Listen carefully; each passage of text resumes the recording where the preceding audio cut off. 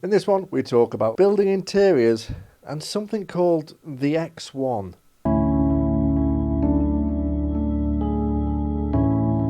Hello and welcome back to From the Verse, your place to grab some Star Citizen news in a more relaxed way. So we'll start off with the patch notes as always, and let's see what the latest is. This weekend there's a Xenothreat weekend playlist going on, so you can jump over now into the PTU and play Xenothreat, which is quite cool. I missed it last time I got to the tail end of it, where everything was pretty much done, but I seen a lot of stuff happening and it looked pretty cool, so hopefully I can jump in and catch it this time. There's a lot of stuff like last week, so your salvage, your Assault on Orison, Security Post Korea, New Rivers, PTV, and all that good stuff is still in the works. They have plenty of known issues. Now, I'm not going to obviously read all of these out, but they're up on the screen now, so pause it if you want to have a look. But there's a hell of a lot of known issues, which obviously doesn't come as a surprise, but they're still there. And last but not least, we had some feature updates and bug fixes. So feature updates is a great one for people who are rocking ultra-wide monitors. They have a new visor support for various aspect ratios and high field of views. So they've changed up a little bit of stuff and they've stopped it looking so janky and make stuff align properly to the cameras, which is great for people that have ultra wides because it has been a bit dodgy from the get-go. They've also prevented medgun use in green zones. Bug fixes: they fixed the vehicle spawning in after a claim with hull damage, so that should be gone, and obviously client crashes and server crashes.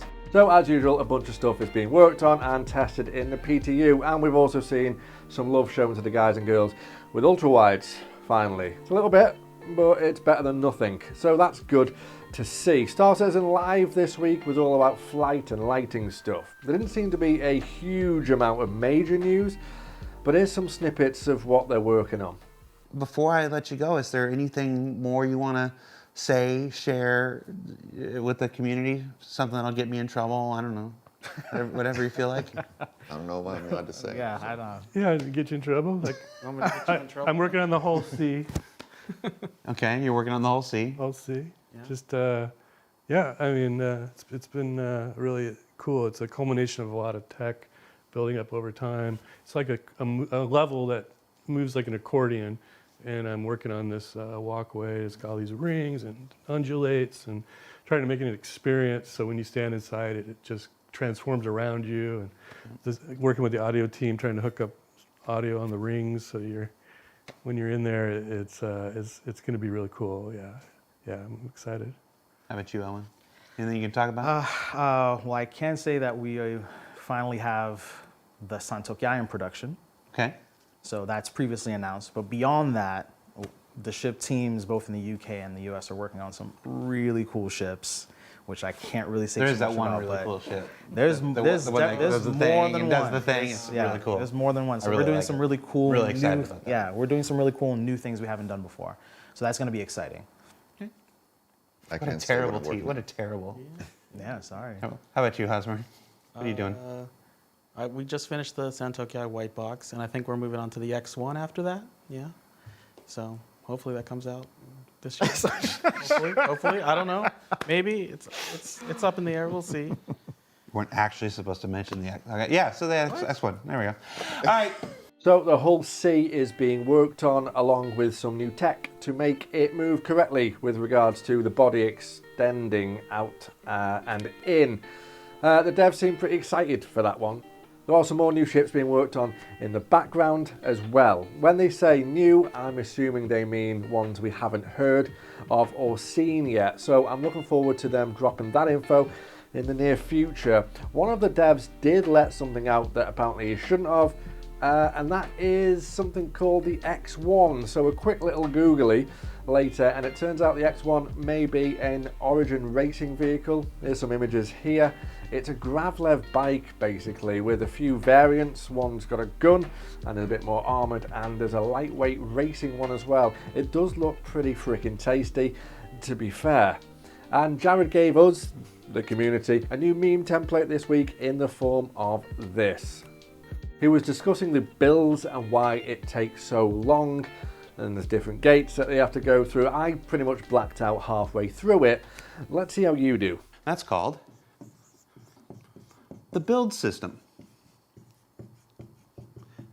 And yeah, that's my handwriting.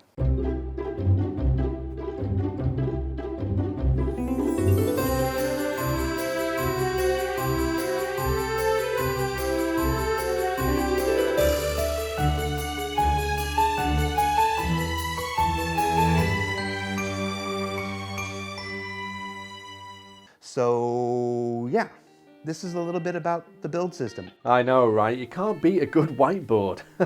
I hope they weren't permanent markers, Jared. Now we move on to Inside Star Citizen, and it was a slightly different one this week, as it was the Journey to 4.0 special. This one focusing on interior design. No, we don't need you, Lawrence. Piss off. We just need the CIG dev team and obviously some time.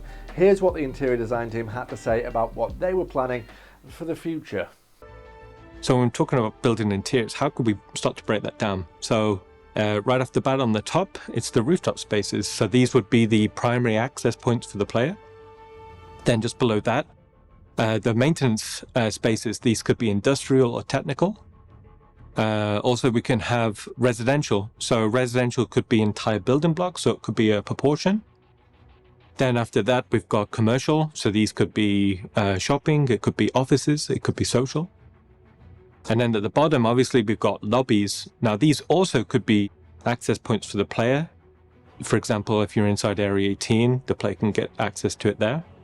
And then lastly, we've got the underground. Now, these could be interesting as a connector space between buildings. So maybe you've gone in through one building, you go down, and it could bring you through to another part of a building.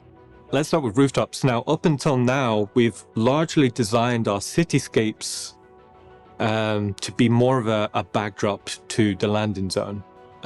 We have the social space generally in the middle, and then the cityscape goes around it.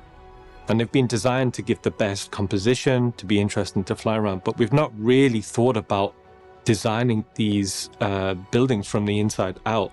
And also we want to explore a variety of architectural styles. So when we're looking at potential housing layouts, we wanted something fairly modular in a way in which we could create a variety of combinations. So whether it's living spaces or habitation spaces or social spaces.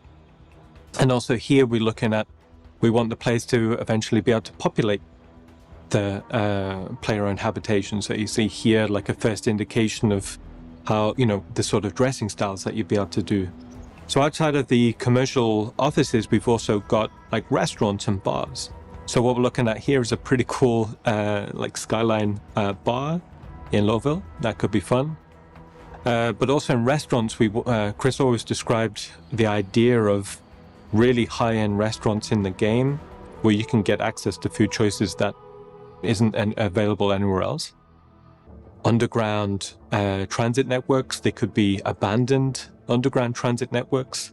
This then could drive potential racing opportunities. So when we was doing this, we thought, it'd be really cool. Like, what would it look like if there's an underground street race going on there? Also, there could be traversal opportunities. Like I said before, if the player wanted to go into one building, down, and then through, and then up into another building, what would that traversal network be like? Especially if we're thinking about, if it's an older part of the underground of a city, maybe it's less used, people have built up. That would instantly inspire a whole bunch of traversal and investigation missions there. So just in case we was thinking it's all just blue sky concept, actually we're going to start full production on these spaces right at the end of this quarter.